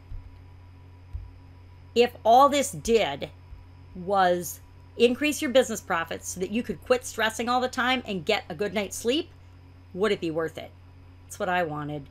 If all this did was let you cut back to 40 hours or less and work like a normal person, would it be worth it? If all this did was reduce your expenses twice as much as the price so it would pay for itself, would it be worth it? We teach you how to do that in the course. If all this did was give you back your life and your family again, like our car dealer, ship owner, would it be worth it? If all this did was reconnect you with the reason why you started your business in the first place, would it be worth it? If all this did was free you from being a slave working in your business to the owner working on your business, would it be worth it? If all this did was allow you to hire or outsource the two key people you need most to supersize your results without costing your business any more money, would it be worth it? Because we're going to show you that how to do that in the course too. I say hell yes, it'd be worth it. So what are you going to get? Supersize Business Masterclass, $24,997 value. Supersize Tools, $9,997 value. Supersize Secret Studies, $2,797 value. Supersize Swipes, $2,597 value. And Supersize Secret Systems, a $1,997 value. So a total value of $42,385. So I had two choices when I was putting this together and deciding what to charge for it. The first option was to go as cheap as possible and try to sell as many as possible, but there wasn't much incentive for me to really stack on the value, right? Like adding those 3 pieces or the strategic map. None of that would have been worth it, right? So my second option requires a little bit higher investment, but in exchange, I can devote more resources to guarantee your success. So what would it be worth to you? If you were able to make your world better, what would that be worth to you? How about if you could supersize your business? What would that be worth to you? It's $42,385 value, actually much, much more. My corporate clients pay me between $80,000 and $250,000 to do this for them. My last one was $323,000. Our regular price begins at $25,000. But like I said, I want to go to supersize my business from the one-on-one coaching and business model, one business at a time, to a group model. And since you're the inaugural group to help do this and work through this, in exchange for that, I'm offering a deep discount. You can get started with supersizing your business, Supersize Business Secrets today for just $4,997. All you have to do is go to open a new tab, SupersizeBusiness.com/go. Again, open up your browser, open up a new tab, and type in https://SupersizeBusiness.com/go. Again, what are you going to get? Supersize Business Masterclass, $24,997 value. Supersize Tools, a $9,997 value. Supersize Secret Studies, a $2,797 value. Supersize Swipes, a $2,597 value. And Supersize Secret Systems, a $1,997 value. So total value of $42,385 for just $4,997 today by going to SupersizeBusiness.com/go. So now you've got two choices. Your first option, you can do nothing, not take this leap of faith, which is 100% risk-free, by the way. Or your second option is to pony up this small investment today compared to all the value you're going to get in return and just give it a shot. If I can't make you money, then I don't deserve yours. That's why we have the Supersize Guarantee. Sign up today. If you don't like it for any reason, I don't care if it's 29 days, 23 hours, and 59 minutes from now, just let me know and we'll give you your money back. So the real question is it worth gambling a few minutes of your time to check this out? Which, if it does even half of what I've claimed today on this training, will pay for itself as soon as you apply the very first lesson in Supersize Business Secrets. So again, what are you going to get? Supersize Business Masterclass, $24,997 value. Supersize Tools, $9,997 value. Supersize Secret Studies, $2,797 value. Supersize Swipes, $2,597 value. Supersize Secret Systems, a $1,997 value. It's a total value of $42,385 for the special price of $4,997 today by going to SupersizeBusiness.com/go. Remember to open that up in a new tab. And as if this weren't amazing enough, for the first 10 fast action takers only, there is going to be a live workshop, a 1 to 3 day workshop where we'll take you by the hand and walk you through the process step by step. This program is actually 40 years in the making. In-person participants always get at least double the results of anyone that goes through the process on their own, or even the corporate teams that I've taken through this. You might be thinking, you know, I can't do this. I don't have time. I can't be away from my business 1 day, much less 3 days. I'm a one-person shop. I do absolutely everything myself. How can I possibly get away? And then I would ask you, how can you not get away? Because this is the best chance for you getting this and putting this in place for your business possible. This is a value of $14,997, and it's free for the first 10 people that take advantage of this offer today. So again, what are you going to get? Supersize Business Masterclass, $24,997. Supersize Tools, $9,997. Supersize Secret Studies, $2,797 value. Supersize Swipes, $2,597 value. Supersize Secret Systems, a $1,997 value, for an investment of $4,997 today. It's a $42,385 value, and you can get it today for under $5,000 by opening a new tab and going to SupersizeBusiness.com/go. Again, here's that application in case you just want us to do it for you. But there's another bonus. For anybody who joins us in the pre-launch, you get free immediate access to Pajama Grandma Expert Secrets Coaching Mastermind. That is a $4,997 value. There are 60 lessons in that, worksheets to go with each lesson to help you identify your genius zone so that you can apply it to help you supersize your business. You can go to pajamagrandma.com/go expert and you can actually see this for sale at that site and at that price. But if you join us today, you get that same value masterclass as a bonus to what you're getting today. So again, what are you going to get? Supersize Business Masterclass, $24,997 value. Supersize Tools, $9,997 value. Supersize Secret Studies, a $2,797 value. Supersize Swipes, $2,597 value. Supersize Secret Systems, a $1,997 value. Again, that's a total value of $42,385 plus a Pajama Grandma Expert Secret Mastermind Coaching Program, $4,997 value. If you're one of the first 10, a $14,997 event, free, all for an investment of $4,997 today. You can get that by opening a new tab, https://supersizebusiness.com/go. But wait, there's more. Supersize Your Business closed group. We've got a closed Facebook group. Remember, I mentioned that earlier in the webinar that there is a group where we do all of our experiments and our studies, and we help one another to learn and grow and supersize our businesses and share what's working and what's not working. You get lifetime access with your purchase today. So again, what are you going to get?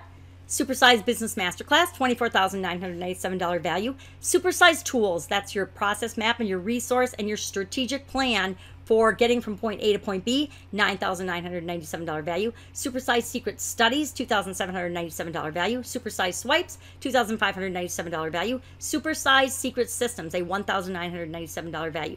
Plus the bonuses, it's total value of $42,385 plus over $20,000 of bonuses, all for a one-time payment of $4,997 at SupersizeBusiness.com/go. Now, as an order bump, I just added as an order bump this option, 75% off of the done for you super special assessment. Those first 3 steps in the process, remember all the background material, the SWOT analysis, you can get that done for you. We will do that for you for a one-time payment of $2,497. That is a $19,997 value. We charge our corporate clients at least $20,000 to $25,000 starting to do that for them. Today, as a bonus and as the order bump on the order page, you can click the button and get that for $2,497 when you purchase today. So again, $4,997 at SupersizeBusiness.com/go. I'm going to switch off of this and go to the page and answer some questions if I can successfully navigate it. It looks like I might be able to. I'm going to hit done. I can't hit done. If I hit done, I will turn off the recording. I did